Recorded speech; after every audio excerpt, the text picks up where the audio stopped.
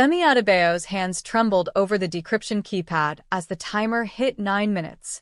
Behind her, the man she loved, the man whose entire identity was a lie, bled from a gunshot wound he'd taken for her 3 days ago.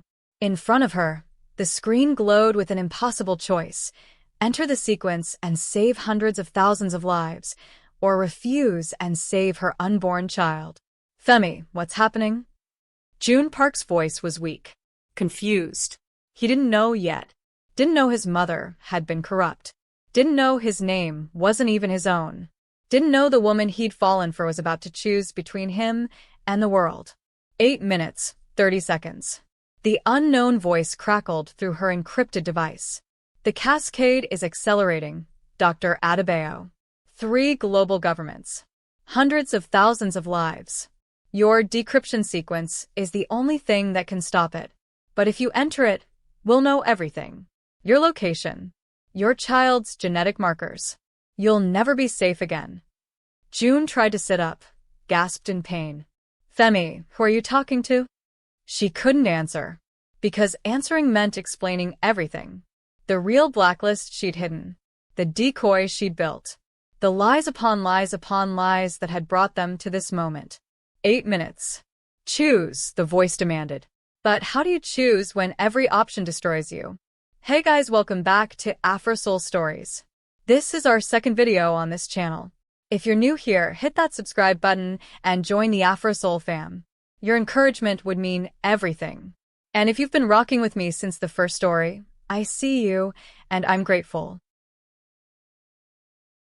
Femi Adebayo stood on the Ghanaian bridge railing at 2:43 a.m., rain hammering her face like bullets. She hated him for it. The faceless man who'd deleted her files. The immigration officer who'd stamped denied on her visa extension. Her mentor who'd published 7 years of her research under his name. Dr. Solomon Charles. The man she'd trusted had destroyed her completely. Below, the dark water of Busan harbor waited. Cold. Final. Merciful. Her phone buzzed. Emmanuel's voice on the voicemail. Sister, they cut my tuition. I have to drop out. Where are you? Mama's asking. She needs the money for her medication. Femi, please call me back. She deleted it. There would be no money. No future. No redemption. But there was one thing she'd done right. 3 days ago, in a moment of clarity, before the despair consumed her completely, she'd transferred the real blacklist data. Not deleted. Transferred. To a secure location only she could access. If she died tonight, at least her work wouldn't die with her. The rain soaked through her clothes. Her fingers were numb on the cold metal railing. Good. She wanted to feel nothing. Wanted the numbness to spread until it swallowed everything. Forgive me, she whispered in Twi, her mother's language. Then she let go. The fall lasted forever and no time at all. Wind screaming past her ears.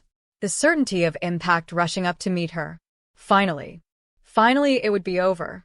Then a hand seized her wrist with brutal, bone-crushing force. Femi's body jerked violently as someone yanked her backward with inhuman strength. She slammed onto the wet concrete of the bridge, the impact knocking the air from her lungs. Pain exploded through her shoulder, her hip, her skull. Through the rain and shock, a man loomed over her. Expensive black suit drenched, dark eyes studying her with cold calculation. Not concern. Not pity. Assessment. You don't get to die yet, he said. His voice was ice. Korean accent. Perfect English. Let me go. Femi tried to scramble away, but her body wouldn't cooperate. Everything hurt. Everything. He crouched beside her, grabbed her face with one hand, forcing her to look at him. Water dripped from his black hair onto her cheeks, mixing with her tears. Listen carefully, Dr. Adebayo. You belong to me now. Terror shot through her confusion. How do you know my name? I know everything about you. His grip tightened. And you're far too valuable to waste on the bottom of this harbor. Before she could scream, before she could fight, he nodded to someone behind her. A black hood went over her head. Strong hands lifted her. She heard a vehicle door open. No. Help. Someone help me. Her screams were muffled by the hood, swallowed by the rain. The last thing she heard before losing consciousness was his voice, calm and absolute. Welcome to your new life, Dr. Adebayo. Try to survive it. Femi woke to blinding white light and the smell of antiseptic. Her head throbbed. Her wrists burned. She tried to move and realized she was zip-tied to a chair in what looked like an expensive office. Mahogany desk. Leather furniture. Floor-to-ceiling windows showing Busan's skyline at dawn. The door opened.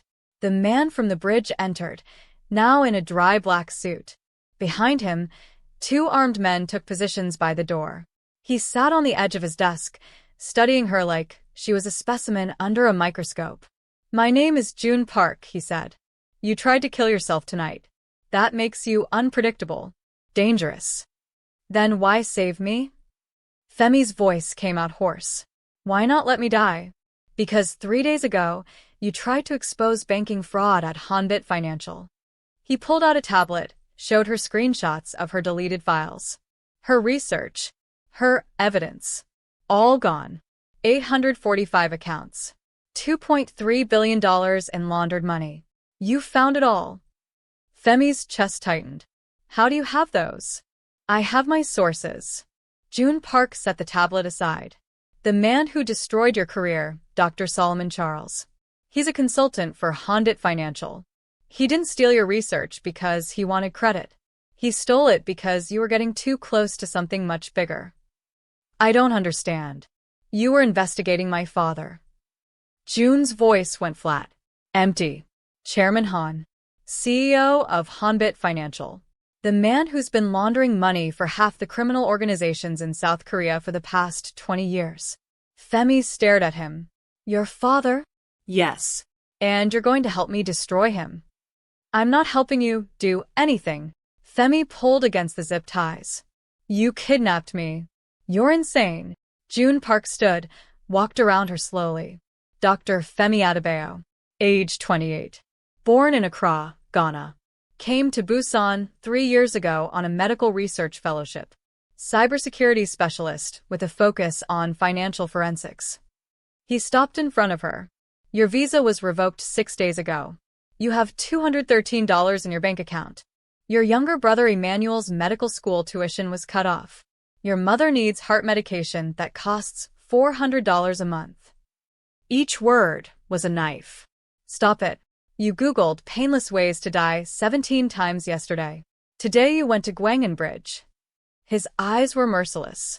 You left a suicide note in your hotel room. No one was coming to save you, Dr. Adebayo. No one even knows you're missing. Then why? Tears burned her eyes.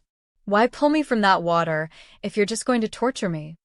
Because you're the only person alive who can reconstruct that blacklist file. Joon leaned closer. Every account, every transaction, every crime my father has committed. You found it once. You can find it again. It's deleted. Gone. Nothing is ever truly gone. He pulled out a knife.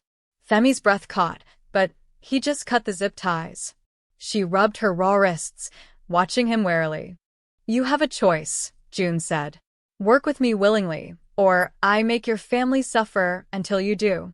You're threatening my family? I'm stating facts. His expression didn't change. Your mother, your brother. I can protect them, or I can make their lives very, very difficult. The choice is yours. Femi launched herself at him, screaming. Her fist connected with his jaw. Pain shot through her knuckles, but she didn't care. She swung again. Joon caught her wrist easily, twisted it behind her back, and pushed her face first onto the desk. Don't do that again. I hate you, she gasped against the wood. I hate you. Good. Hate keeps you alive. He released her, stepped back. Kong will show you to your room. Tomorrow we start working. One of the guards, the one with a scar down his jaw, grabbed her arm. Femi tried to fight, but exhaustion and shock were catching up. Her legs barely held her weight. Wait, she said. What happens if I refuse? If I try to escape? Joon Park looked at her with something that might have been regret. Or maybe just calculation. Then I'll hunt you down. And next time, I'll let you drown. He turned away. But your family drowns first. The room was a beautiful cage. King-sized bed with silk sheets. Expensive furniture. A private bathroom with a soaking tub that made Femi's stomach turn. But the windows were reinforced. The door locked from the outside. And cameras watched from every corner. She was a prisoner. Femi sank onto the bed, finally letting herself break. Sobs tore through her chest. Everything she'd worked for, gone. Her freedom, her dignity, her choice to end her suffering. All stolen by a man who looked at her like she was a weapon, not a person. The door opened. She looked up, expecting Joon Park. Instead, a woman entered. 50s. Kind face. Doctor's coat. Hello, Dr. Adebayo. I'm Dr. Char. She set down a medical bag. I'm just going to make sure you're not injured from your fall. I don't need an exam. I need to leave. I understand. Dr. Char's voice was gentle. But Mr. Park is very concerned about your well-being. Mr. Park kidnapped me. Yes. The doctor didn't deny it. He's not always gentle in his methods. But he's not evil, Dr. Adebayo. Whatever he's told you, whatever he's asked you to do, it comes from a place of deep pain. Femi laughed bitterly. Is that supposed to make me feel better? Dr. Char began checking her vitals anyway. Blood pressure. Pulse. Looking for signs of hypothermia from the water. His mother was killed 7 years ago. A lawyer. She was investigating corporate corruption. Someone made it look like suicide. Femi's anger faltered. His father? I can't say more. Dr. Char finished her exam. But I wanted you to know that Mr. Park has his reasons. And in my 15 years working for him, I've never seen him hurt anyone who didn't deserve it. What about me? Do I deserve this? The doctor's expression softened with genuine sympathy. No, child. You don't.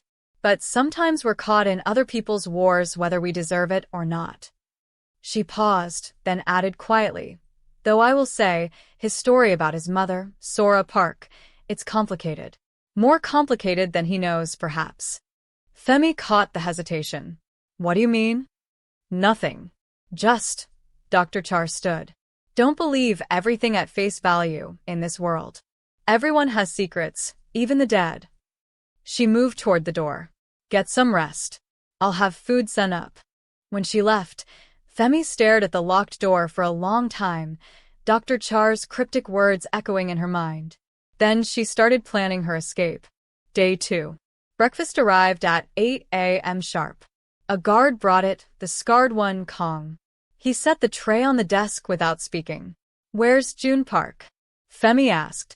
Working. I need to speak with him. No. What do you mean, no?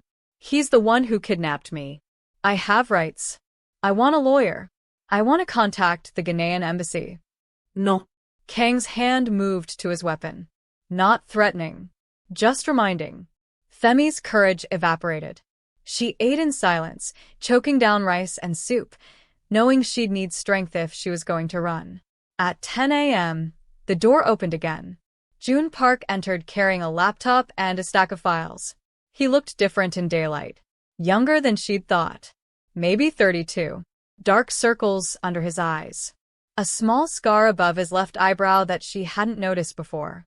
Something about his features seemed almost too carefully constructed, like a mask he'd worn so long it had become his face. Ready to work? He asked. No. Too bad. He set up the laptop on the desk. We're starting with the basics. I need you to access Hanbit Financial's backup servers. The ones you found before Dr. Charles deleted your files. I can't.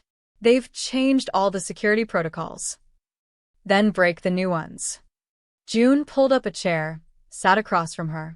You're brilliant, Dr. Adebayo. I've read your research papers. Your thesis on blockchain vulnerability was groundbreaking. This should be easy for you. Maybe I'm not in the mood to help my kidnapper commit crimes. His jaw tightened. This isn't a crime. It's justice. Your justice. Not mine. Then whose justice matters more? Joon leaned forward. The man who killed my mother and is currently destroying countless lives with his corruption? Or you, who tried to expose him and got destroyed for it. Femi said nothing. I know about Dr. Charles, Joon continued. I know he took credit for 7 years of your research. I know your fellowship committee decided not to renew your visa based on performance concerns that he fabricated. I know he's the reason you were on that bridge. Stop talking. Why? Does the truth hurt? His voice was cold. Does hearing how systematically you were destroyed make you uncomfortable? I said stop. Work with me, and I'll destroy him too. Joon's eyes were fierce. Dr. Charles. Chairman Han. Everyone who hurt you. I'll burn their world down. All you have to do is help me rebuild that blacklist. Femi wanted to refuse. Wanted to spit in his face. But something in his words resonated. The promise of revenge. The chance to make them all pay. And she had a secret. The real blacklist wasn't deleted. She'd hidden it. If she played this right, if she gave Joon Park exactly what he thought he wanted, reconstructed file, she could keep the real weapon for herself. If I do this, she said slowly, what happens after? Do you just kill me when you're done? No. Joon stood. When this is over, you get your life back. New identity. New visa. Enough money to never worry again. Your brother's tuition paid in full. Your mother's medication for life. You're lying. I'm many things, Dr. Adebayo. But I don't lie. He moved toward the door. Think about it. You have until tomorrow morning to decide. After that, I start visiting your family. The threat hung in the air like smoke. When he left, Femi pulled up the laptop. She shouldn't. She knew she shouldn't. But her fingers moved across the keyboard anyway, testing the security protocols, finding weaknesses. Not to give Joon Park what he wanted. To buy time. To figure out her next move. And to protect the real blacklist that only she could access. Day 3. She worked. Not because she wanted to. Because every hour she delayed, she imagined Joon Park's men showing up at Emmanuel's school. At her mother's house. The compound's rhythm became familiar. Breakfast at 8. Work from 10 to 6. Dinner at 7. Always under surveillance. Always locked in at night. Joon Park watched her work, never speaking unless she asked questions. He brought her Korean Ghanaian fusion food, she noticed. Jollof rice with kimchi. Plantains with gochujang sauce. Small gestures that felt like psychological warfare. On her laptop screen, she was carefully reconstructing what looked like the blacklist. But it wasn't. Not really. She was building a decoy. A perfect copy that would pass initial inspection but lacked the deeper layers of the real data. The actual blacklist, the one with the truly damning evidence, remained hidden in an encrypted partition she'd created days before her suicide attempt. Why are you doing this? She asked on the third afternoon. Doing what? Pretending to care. The food. Asking about my mother. Acting like this is anything other than what it is. Joon set down his phone. And what is it? Kidnapping. Coercion. Slavery. Strong words. Accurate words. He was quiet for a moment. Then, my mother's name was Sora Park. She was an activist lawyer. Fought for workers' rights. Corporate accountability. She was investigating Hanbit Financial when she died. Femi's fingers stilled on the keyboard. They said it was suicide. Joon's voice was hollow. Pills and alcohol. A note. But I knew my mother. She would never give up. Never surrender. He looked up and Femi saw real pain there. I was 14. Too young to prove anything. Too powerless to stop it. So, you grew up and became this? Femi gestured at the compound. A criminal? A monster? Yes. Nos jam. No justificación. I became exactly what I needed to be to survive. To get strong enough to fight back. His eyes met hers. You know what that's like, don't you? Doing whatever it takes to survive. She did. She hated that she did. How did you find me? Femi asked. I've been watching Hanbit Financial for years. Waiting for the right opportunity. The right weapon. He smiled without warmth.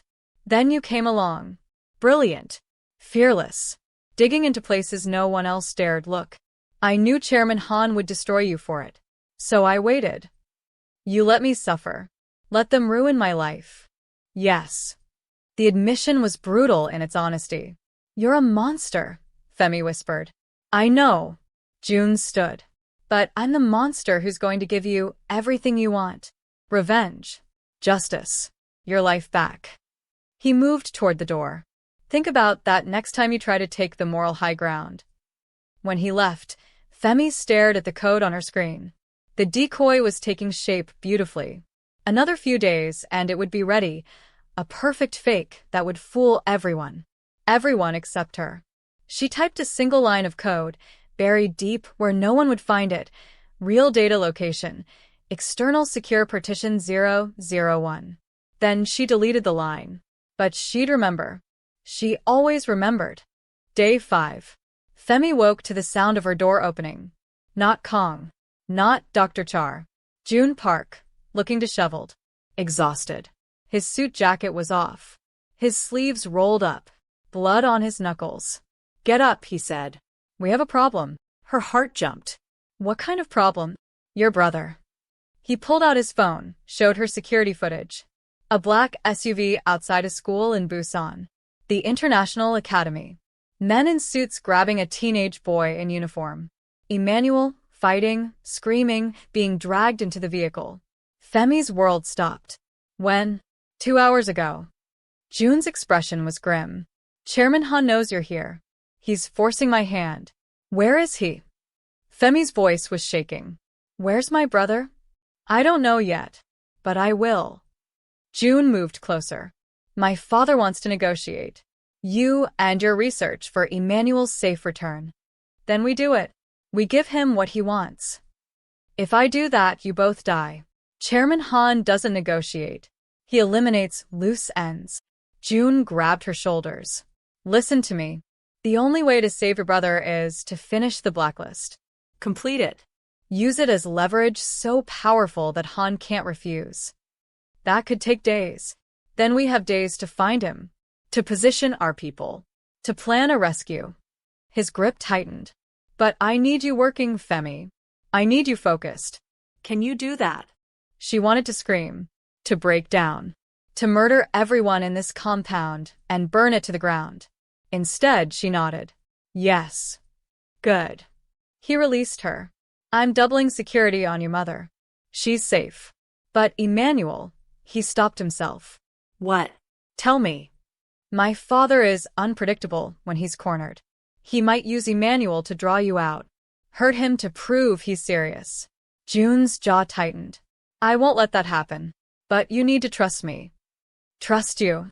Femi's laugh was broken. You kidnapped me. You're using me. You've destroyed what was left of my life. Why would I ever trust you? Because right now, I'm all you have. He turned away. Get dressed. We're moving to a more secure location. If Chairman Han found this compound, it's compromised. Femi didn't move. Answer one question first. What? Did you know this would happen? Did you know your father would take Emmanuel? Joon's silence was answer enough. You bastard. Femi's voice was cold. Dead. You knew. You knew and you didn't warn me. Didn't protect him. I didn't know when. Just that it was probable. He finally looked at her. I'm sorry. Femi grabbed the laptop and threw it at him. He dodged. It shattered against the wall. Sorry? My baby brother is in the hands of a monster because of you. Because of your investigation. Joon's control finally cracked. Because you couldn't leave well enough alone. Because you had to play hero. The words hung between them like poison. Femi's chest heaved. Get out. Femi. Get out. He left. The door locked behind him. Femi sank to the floor, pulled her knees to her chest, and screamed until her throat was raw. Emmanuel, her baby brother, 15 years old, brilliant, gentle, terrified of violence, in Chairman Han's hands, because of her. But wait, something didn't make sense. How had Chairman Han known exactly when to strike? How had he known Emmanuel would be at that specific school at that specific time? The thought chilled her. Unless someone had told him, unless the leak was closer than any of them realized. The rage that filled her then was different from anything she'd felt before. Not the passive despair that had driven her to the bridge. Active. Burning. Alive. She would save Emmanuel. She would complete the decoy blacklist. She would keep the real data hidden. And then she would make everyone who'd touched her family pay in blood. Starting with whoever betrayed them. The new compound. Day 6. The facility was underground. Literally. A bunker system beneath what looked like an abandoned factory. State-of-the-art technology. Armed guards everywhere. Escape was impossible. Joon had given her a new laptop. Better equipment. A team of analysts to help with the code breaking. He was keeping his distance now, only communicating through Kong or Dr. Char. Good.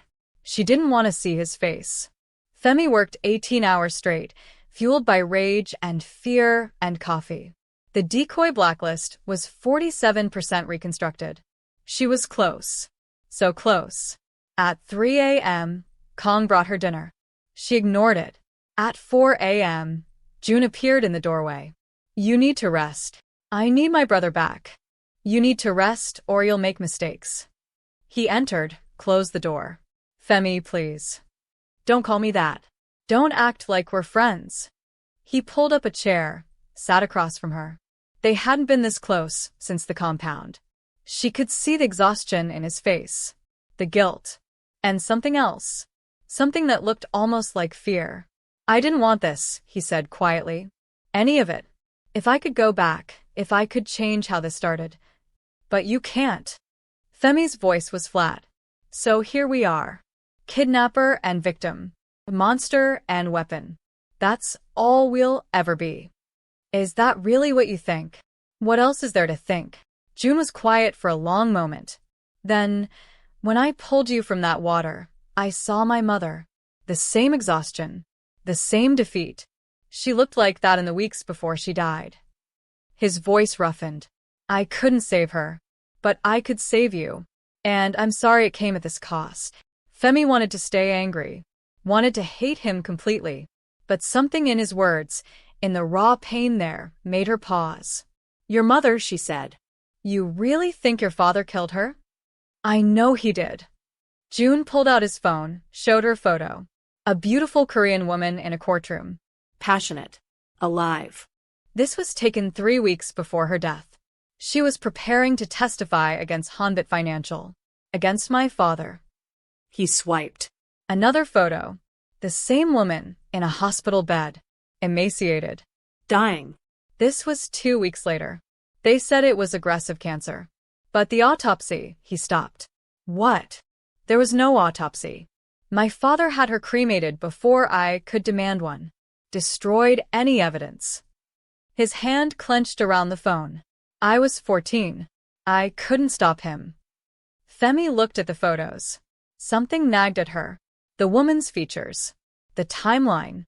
How long ago did she die? Femi asked. 7 years. And you said you were 14? Yes. Femi's mind calculated. That would make Joon 31 now. But he looked older. Carried himself like someone who'd lived multiple lifetimes. What was your mother's full name? She asked. Sora Park. Why? Just. Femi turned back to her screen, but her fingers moved to a different search. Financial records. Corporate documents. Looking for the name Sora Park in relation to Hanbit Financial. What are you doing? Joon asked. Nothing. Just curious. She closed the window before he could see. But she'd seen enough. A single document. Dated 8 years ago. Hanbit Financial Partners, Chairman Han and Sora Park. Partners. Not enemies. Partners. Femi's blood ran cold. Dr. Char's words echoed. Don't believe everything at face value in this world. Everyone has secrets, even the dead.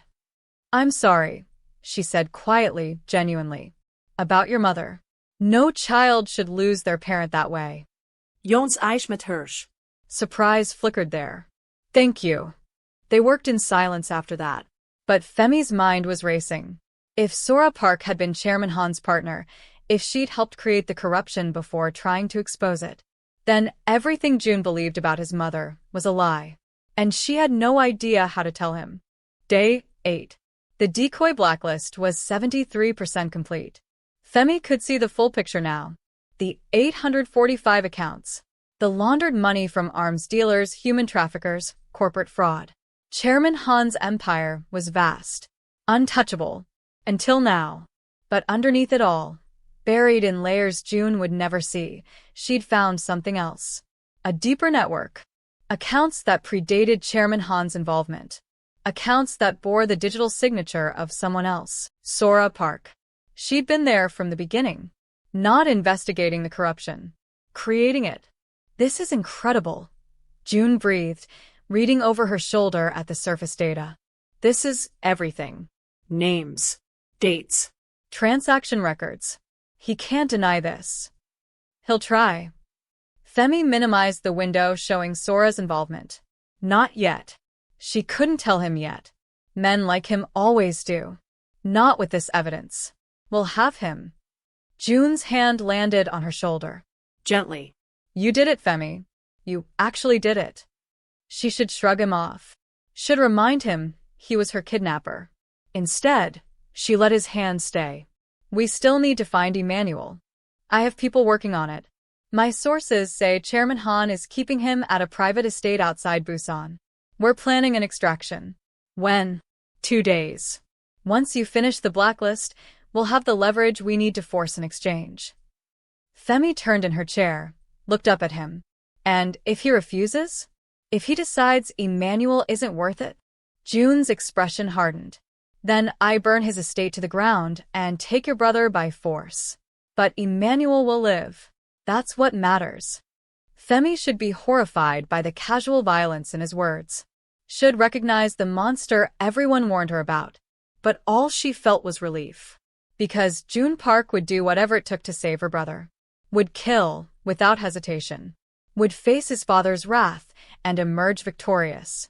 And maybe, she thought, standing slowly, maybe that made him exactly what she needed. Even if everything he believed was built on a lie. Thank you, she said softly. Joon's eyes widened. For what? For saving my brother. For, she hesitated. For pulling me from that water. Even if you did it for the wrong reasons. Femi. I'm still angry. I still think you're dangerous. But, she took a breath. But I'm glad you didn't let me die. The confession hung between them. Raw. True. Joon's hand came up, cupped her face. His thumb brushed her cheekbone. I would do it again. Every time. In every universe. The air between them crackled. Femi's heart was racing. They were too close. This was wrong. He was her captor. Her kidnapper. A man whose entire life might be built on lies about a mother who wasn't who he thought she was. But when he leaned in slowly, giving her time to pull away, giving her the choice, she didn't move. His lips met hers softly, gently, a question more than a demand. Femi kissed him back. It was brief. Over almost before it began. They pulled apart, both breathing hard. I shouldn't have done that, Joon said. No. Femi's voice was shaky. You shouldn't have. But neither of them looked away. The door burst open. Kong rushed in, face pale. Boss, we have a problem. Joon stepped back instantly, professional. What kind of problem? Chairman Han. He's moved Emmanuel. Femi's blood ran cold. Where? We don't know. But Kong pulled out his phone. He sent a message. The video that played made Femi's knees buckle. Emmanuel, tied to a chair, blindfolded, tape over his mouth. A man's hand holding a knife to his throat. And Chairman Han's voice, cold and controlled. Dr. Adebayo, you have 48 hours to surrender yourself and the blacklist. Or your brother dies slowly. I'll send you pieces of him until you comply. The video cut out. Femi couldn't breathe. Couldn't think. Joon's hands were on her shoulders, holding her upright. Femi. Listen to me. We'll find him. I swear to you, we'll find him. But for the first time since he'd pulled her from the water, Joon Park's eyes held something new. Doubt. And Femi realized with sinking certainty, Emmanuel's kidnapping had been too perfectly timed. Too precisely executed. Someone had told Chairman Han exactly where to strike. Someone close. Someone who'd been feeding him information all along. And she was about to discover that the traitor was the last person any of them would suspect. Wait. Did you catch that? Emmanuel's kidnapping wasn't random. Someone told Chairman Han where to find him. Someone in Joon's inner circle has been feeding information to the enemy this entire time. But who? And that's not even the most devastating part, besties. Remember that opening? The 9-minute countdown? Femi standing over a decryption keypad, pregnant, with Joon bleeding behind her, forced to choose between saving hundreds of thousands of lives or protecting her unborn child. Yeah. We're heading straight there. And the journey is going to destroy you. Because part 2 is where everything explodes. The traitor is revealed, and it's someone Femi trusted with her life. Joon's true identity exposed. His real name isn't Joon Park, and his entire backstory is a carefully constructed lie. The blacklist bombshell, the data Femi rebuilt, it's a decoy. The real blacklist is in the hands of someone far more dangerous. A pregnancy that changes everything. Just when Femi thinks she can escape, her body traps her in this war. The ultimate betrayal. Joon's dead mother wasn't a hero. She was the architect of the entire criminal empire. And that final choice. 9 minutes to decide who lives and who dies. No right answer. Only devastating consequences. Here's what I need you to do right now. Drop a comment with your theory. Who's the traitor? Who do you think Joon Park really is? Smash that like button if this story has you absolutely hooked and you need part 2 immediately. Subscribe and hit the notification bell because part 2 drops soon, and trust me, you do not want to miss the moment when Femi discovers the truth about everything. Every kiss was built on lies. Every promise was manipulation. Every choice leads to catastrophe. The question isn't whether Femi survives. The question is, will she still be herself when it's over? Part 2. The Busan Blacklist, Shattered Truths. Coming soon. And it will break you. See you there, besties. Prepare yourself.